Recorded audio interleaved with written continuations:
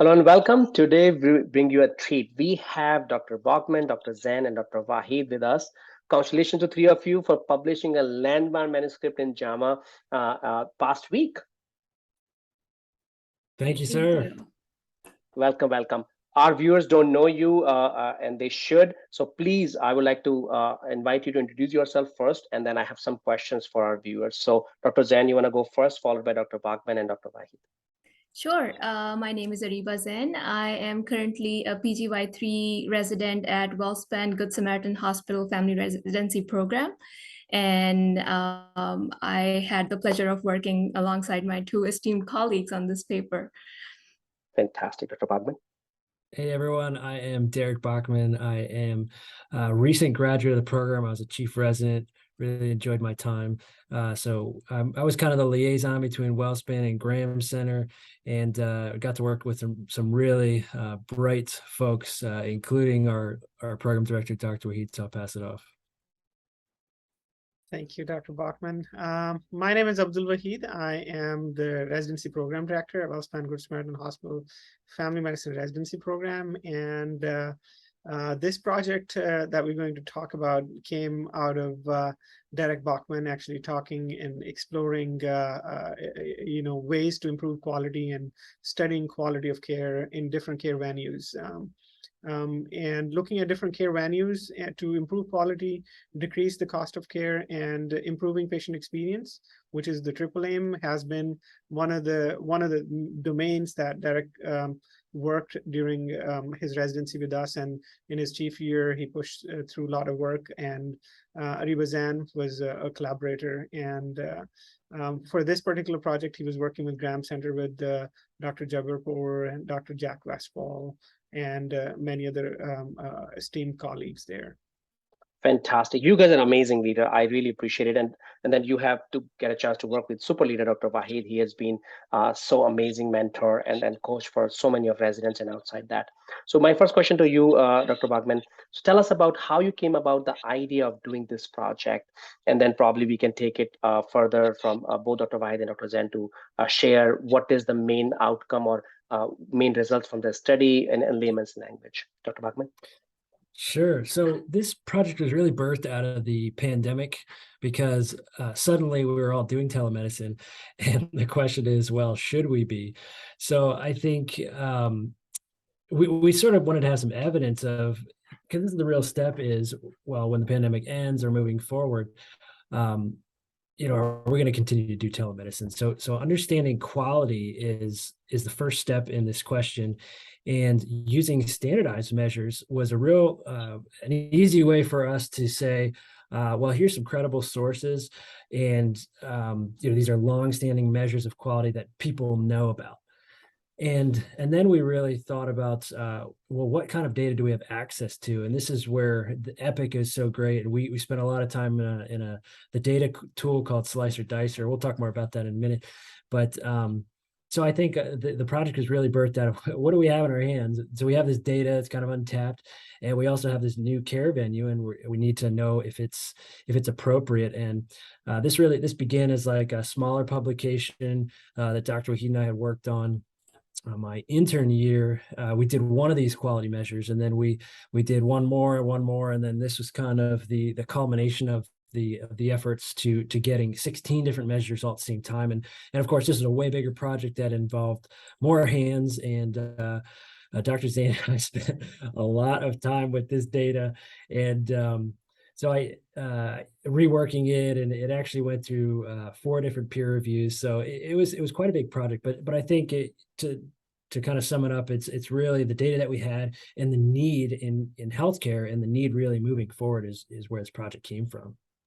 Fantastic. Dr. Zen and Dr. Waheed, so for in layman's language, for those who are not familiar with the literature that per se are not in this space, what are the main results? Maybe 1 or 2 summary points. What are the main results coming out from your study or came out from your study? Okay, so I think in order to understand the findings of the study, we sort of divided into 3 groups. So we looked at 16 different measures. So we divided into counseling-based measures, which includes for example, depression screening, counseling for colonoscopies, things like that.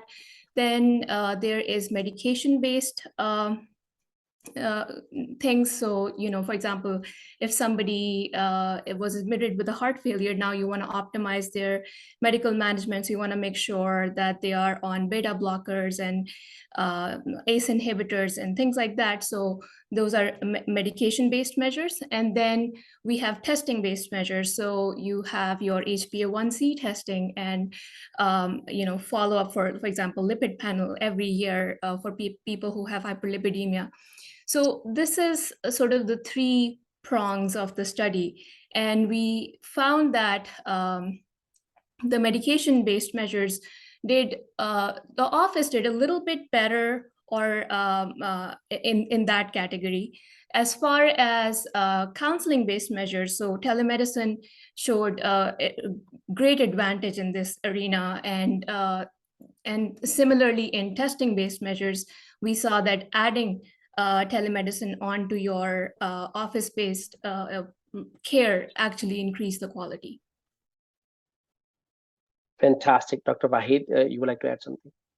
Yeah, I would give a little bit of overview so that we can understand really the findings. The first thing is, like, as pandemic hit, a lot of people were forced to kind of get a jump start on use of technology and being away from each other and get used to it. And there was all this talk about we're losing human touch, but I'll tell you, I feel that human beings have entered into a different era, and it has the light has switched into a different era, and it had even before the pandemic hit us.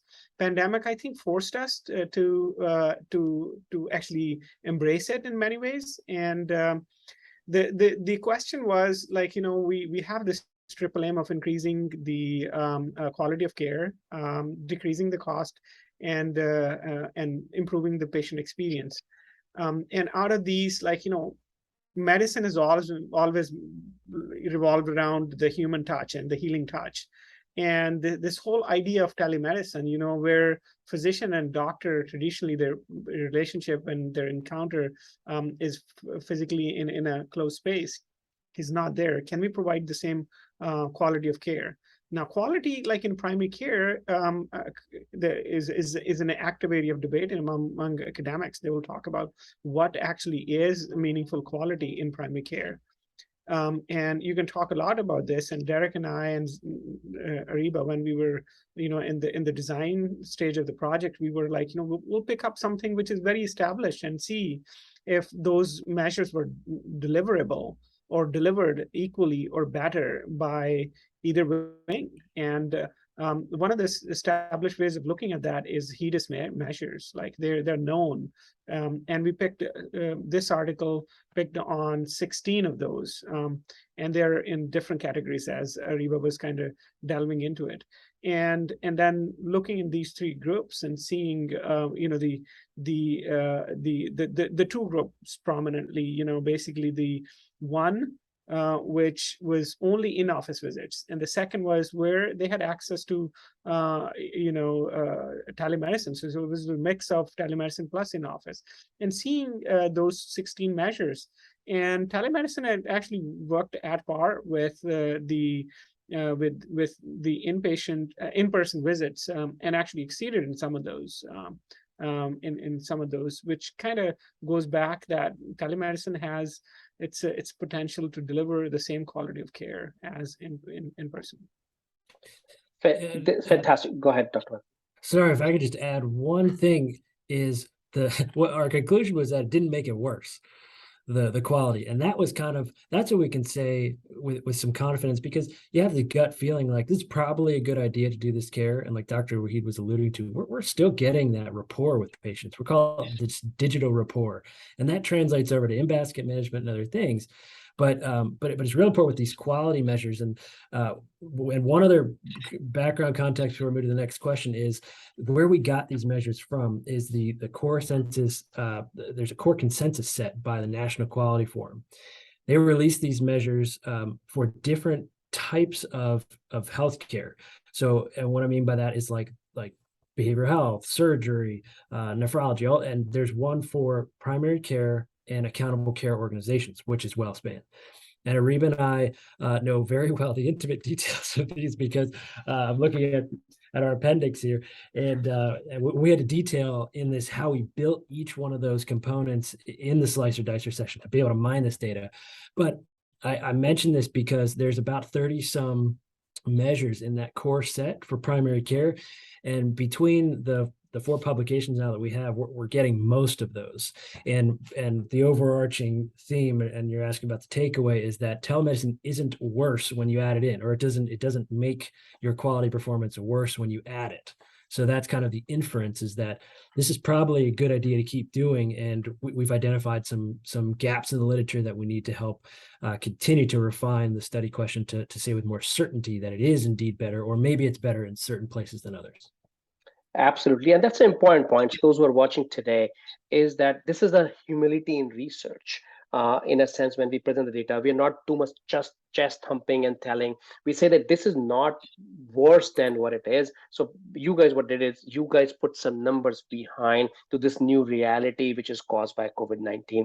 I wish we don't have to wait for a COVID-19 pandemic to have all these new technology used, but that is what it is.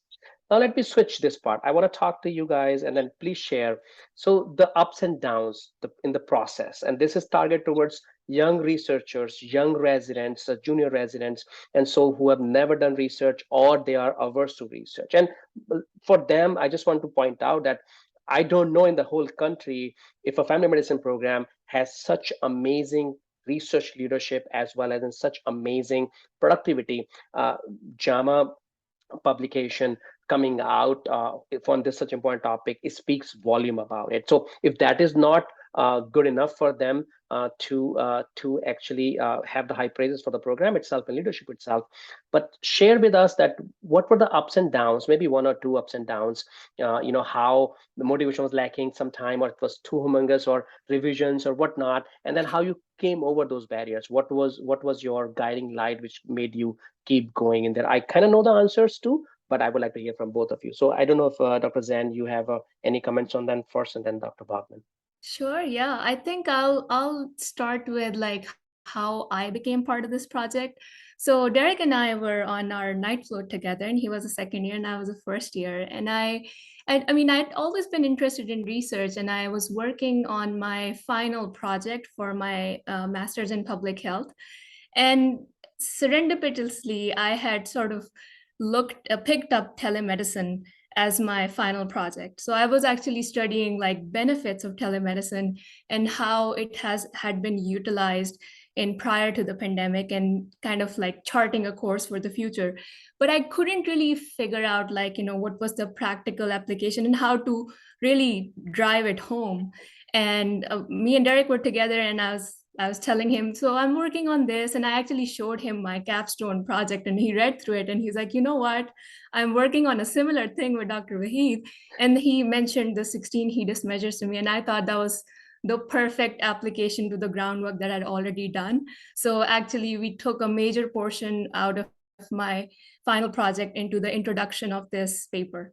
So that's how it started. And then there were, of course, a lot of ups and downs. Like at one point, we realized that Slicer Dicer wasn't picking up the data accurately. So we continued to add filters. We ran the data multiple times and cross-checked, rechecked, and multiple meetings with our Slicer Dicer specialist as well. So yeah, it was a roller coaster ride.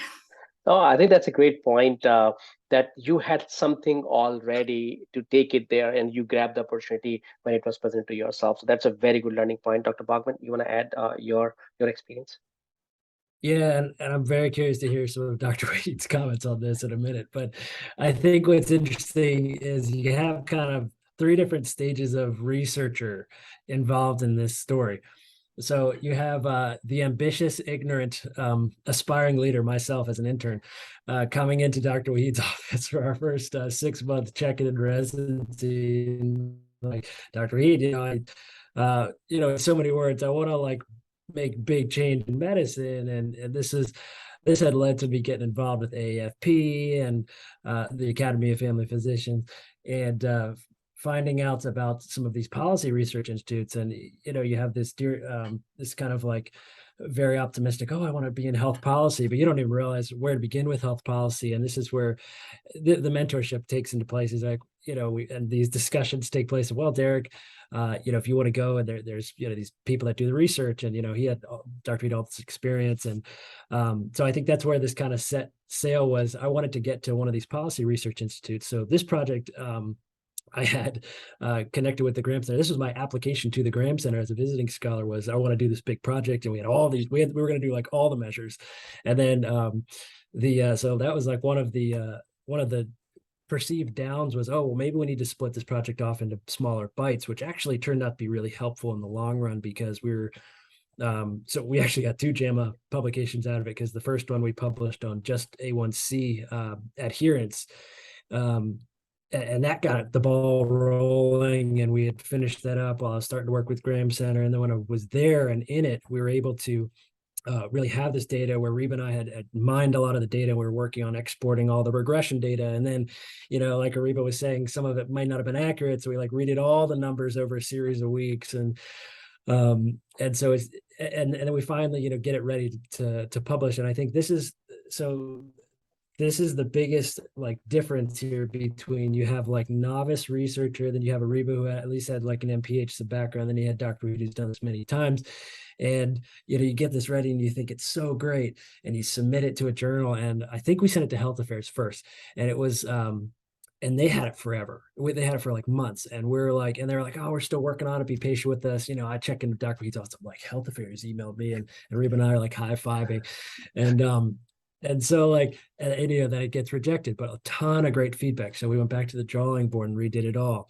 And we wound up going to JAMA, one of the informatics journals, and they had it for a long time and gave us really good feedback. We actually presented the paper at their conference. JAMA, yeah. And they wound up not accepting it. So then we did some more things, but the whole process it was like this perceived failure. And then you realize that you're growing through this whole process. You're becoming a better author.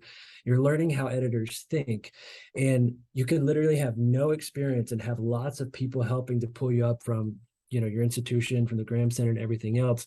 And the amount of learning that takes place in this perceived failure has been just absolutely monumental for not just career advancement, but understanding about yourself, what you care about in telemedicine. For me, and the others can speak as well, but ultimately that we were able to get in JAMA Open has a much wider audience because it's an open journal. And so being able to kind of see this at different stages of learning, where you're someone coming in with no experience, someone coming in with some, and then the experience, and pulling it all together and getting a lot of people to help carry you on the way, is the most rewarding journey of research, because the relationships that you develop through this process is just, they're invaluable. Fantastic. And my apologies for not bringing up your previous publication. I was hoping to interview you guys separately for that one. But now I think I'll definitely bring you guys back. Dr. Waheed, from you, this is not your first rodeo. You have been successful. You have been an amazing mentor, leader, coach. Tell us what was special about this project, or what are the few things you want to point out? I think that the first thing I would say is Derek's passion right from the beginning, and energy to kind of put, and his ability to lead the team and not lose the focus. Residency is tough. Like, there's a lot of work going on, and he had additional responsibilities being chief resident. So he was, juggling around a lot of stuff and a lot of balls in the air. But one thing, kudos to him, he doesn't lose the focus and keep the team like on the task. Checking in with me, working closely with Ariba, and keeping collaboration with the Graham Center team and mentors from there. And there's tons of resource there. And going back to the first thing that I said, that Derek's interest in the health policy, and then after several discussions and several sessions of us kind of talking and delving into and taking a reductionist approach and getting to, okay, the real interest is looking at care venues and how those affect the quality of care, and actually the triple aim. And the first project ever during his internship was again, looking at care venues, like, looking at ESI level, using ESI levels to look at the severity of the condition and where that should be treated, whether that should be in PCP office or in the emergency department. And we were already working on a project to reduce emergency department utilization here at our WellSpan Good Samaritan Hospital. And so that's where we looked at some of the data and got Derek's hands on laying on the data, looking at and getting comfortable. That was published in Curious. And we showed an intervention that would decrease emergency department utilization for low severity cases. And then, like, while we were doing this, the problem of emergency department utilization solved itself to some extent as the pandemic came, because nobody was in the emergency department anymore, and we were trying to decrease the utilization. So it solved itself, but it brought the new questions. Like, Derek and I, we were talking, and it was like, are we providing the quality of care now? Like, it has solved it, but we're trying to treat people where they are, like using telemedicine. Is it? So that's how it started. And then we kind of continued. And I think keeping the focus, and the 16 HEDIS measures came into this paper, but there are 3 other papers where, some other quality measures were looked from a different perspective. One was published in Obesity Science and Practice. And the third one was published in Telemedicine and e-health. Telemedicine and e-health. Thank you. I blanked. Yeah. So and I think work by Ariba Zan behind the scenes and kind of fitting into the team and the position that you are in to do some of the groundwork, and that's what kind of kept it going. I worked with a number of residents, and as you know, in my academic career, and it's been a pleasure and privilege to work with this team. Pleasure and privilege. It's looked like a perfect Swiss cheese model of a perfect team, perfect passion, and perfect mentor coming together. So I'm not surprised with the results. I'm almost in the last phase of my interview. So couple of rapid fire rounds, and the questions are, and I can set the sequence as well.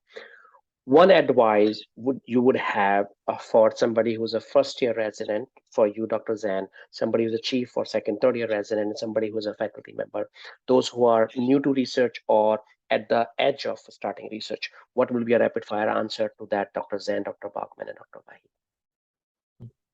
So I think for somebody who's just coming in as an intern, like it seems very intimidating, like all these big words, logistic regression or data analysis, and and some people are lucky that they get some exposure in their medical school. They have specific rotations for that. Other people don't. So I think when you start, you're all on that plain level field. And I think it's just being fearless and dabbling your hands into this sort of thing. Even it doesn't matter like how small the task is. Like if it's just organizing references for the article, or just looking up some literature, you should try and be part of it. And as you grow up the years, then you'll get more and more. Yeah, and I know I'm supposed to speak about being a chief or a senior resident. However, this could really apply to anybody coming in, because like me, I literally had 0 research experience coming in as an intern. And the biggest thing you have to have is you have to want to do it. And you have to not, and I agree, you can't be intimidated by it, because and you have to keep searching for your why. Why do you want to do this? Why is this important to you? Because you're going to have to read your project a lot of times and you're going to think it's really great, and somebody's going to tear it apart, and then an editor's going to tear it apart. And then but when you ask your why and you realize why it's important, and I can tell you, the 3 of us literally are, you said before, this is the kind of stuff that changes healthcare. And you have to have that confidence in yourself to realize that what you're doing is meaningful, and it's going to impact people you will never meet for the better. And it's about the patients. And but it's also about helping doctors be able to do their job better. And when you can have, and when you know that's your why, it becomes, you wake up at 4 a.m. to get 2 hours of writing in before you have to go in for 6:30 call. You just do because it's exciting. So finding that team, and if it's not in your residency program, go somewhere else. Go to the Graham Center, go somewhere, where you can find people who are passionate about this and can learn. I feel extremely fortunate that I had such great people in my program, but that's my biggest advice is don't lose your ambition. And if they're not in your room, find a new room. Dr. Waheed. Yeah, I think two qualities or two factors that I would say for anyone who wants to start is patience and perseverance. And that's a perspective of the person who's starting. And I have a total different perspective for the place and employer or the program. That's one of my passion that I've been doing in my academic career, like developing structures and stable structures that could provide space and capacity for training physicians who want to do this kind of stuff. And we have published some work around that in the past, but I'll go from the trainee perspective or from a resident or faculty perspective who wants to start. I've had this conversation with a number of people throughout my career who would say, well, I haven't done it in the past, and it's very intimidating. And I say, you got to give yourself patience, your own self some space, and care, which means you're not going to know everything. And it's very interesting and easy conversation with faculty, because I ask them, well, you take care of your patients.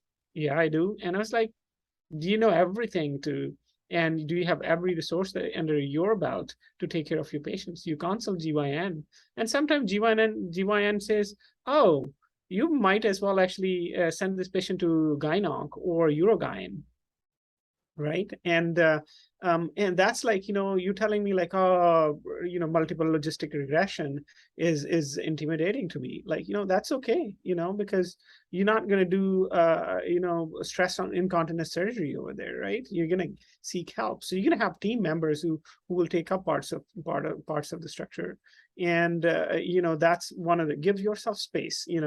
All you need to do is kind of look for a question which you are passionate about that you want to solve. So that's where it starts. So the first thing is giving yourself space. Second is, if you have a question that you're passionate about, you will find a reason to persevere, as Derek alluded earlier. So these are two things. And then supportive environment is always helpful. I'm fortunate that I have supportive environment to implement the structures that I've developed in the past. And the last thing is, I would put it back to the fact that I personally been lucky that I've had great residents and team of faculty to work with. Absolutely fantastic. Well, my last question to you all, before I go, so anybody can answer it. What is next in this project? What is coming up? So maybe anybody can answer, maybe Dr. Bachman, Dr. Zain, or I just need one answer. Dr. Zain. Dr. Zain.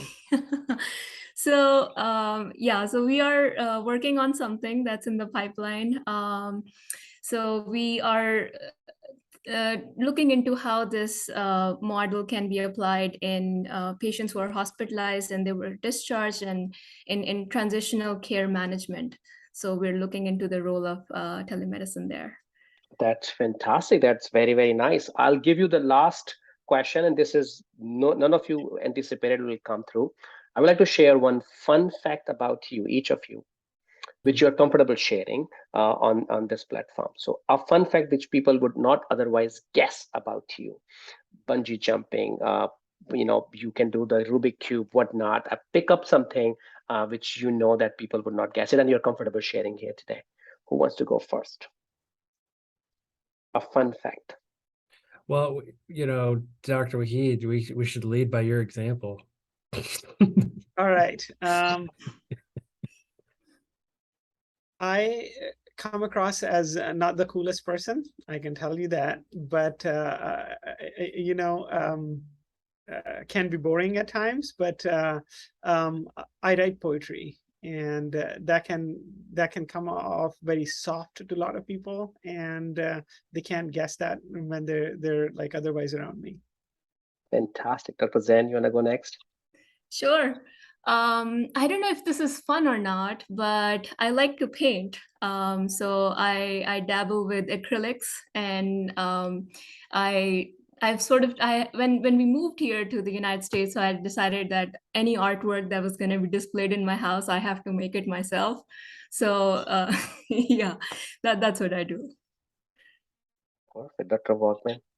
And I play a few instruments. Before I was a doctor, my wife and I did a music master's program. So I continue to try to exercise that skill. I did. So when I was a resident, I served at a local church and I played drums in a pretty big church, probably about quarterly. So I really enjoy playing. I don't get to do it that much, but yeah, I really enjoy music and playing music. Fantastic, folks. So once up, thank you so much for being here today with us and sharing your story, sharing your success. Once again, many congratulations for your second JAMA paper. Now we have to bring you back for the first one. We have not interviewed you for that, but it's an absolute privilege. And I hope your story of as a first year resident, as a second year chief year resident, and a program director can motivate other folks in the same field, same area.